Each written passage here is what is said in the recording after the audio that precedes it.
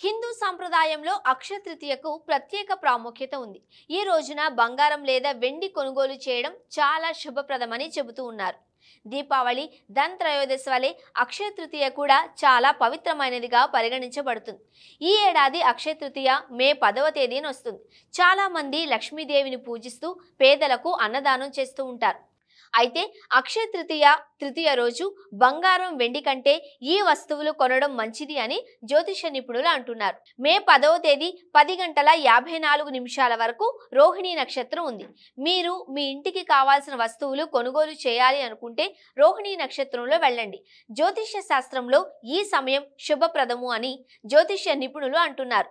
అక్షయ తృతీయ రోజు వెండి, బంగారమే కాకుండా భూమి, ఇల్లు, వాహనం వంటి వాటిని కూడా కొనుగోలు చేయవచ్చు. ఈ రోజున షాపింగ్ చేయడం వలన శుభం కలుగుతుంది అని జ్యోతిష నిపుణులు అంటున్నారు. అదనంగా డబ్బు ఆకర్షణ పెరుగుతుంది. ఈ రోజున మీకు అవసరం ఉన్నా లేకపోయినా మీ శక్తి కొలది ఇంట్లోకి వస్తువులను కొనుగోలు చేయవచ్చు.